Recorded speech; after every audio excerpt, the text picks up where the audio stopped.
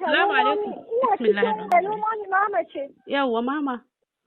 Ki daina addu'an ki ta addu'a la haula wala quwwata illa billah. Kina yi. You said Uncle Bamanga will help. You said you said that you should say any amount. Why are they not helping? We'll help. Ki damu. The problem is this 35 million. Let them come down from 35 million. We don't have it. Wallahi, they will not come down. Mommy, wallahi, they will not come down. Na'am, mama. Wallahi, they will not come down, mommy. I'm ki fasa mishi ido ko mutuwa kika yi ba za ki shiga aljanna. Mama.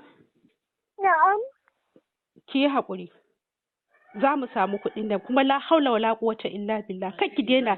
It's the only prayer that will save you. Mama, su ƴan uwan dadin. Dan mun tura muna haɗa kuɗi ne yanzu maganar da kike yi ina so ki zan tura musu yanzu in muka gama shi kuma ki bani wannan mutumin in yi maganar ƙarshe da shi.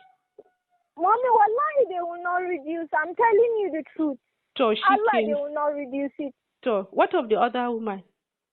The other woman is here. I don't know what is their decision on her, but me, they've concluded that amount. They don't plan to reduce it. So, they said that they have reduced it enough. It's okay. Mommy, now. please don't say one figure. They want to we will say not that say amount. one figure. We will not say one figure. We will not. They want to hear that amount. The 35 million.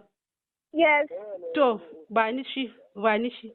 Ki ba mu mutumin yi magana da shi. Mommy, da Allah kake nema wani abu, To, ba zan yi mu ragi ba. Ki bani shi in yi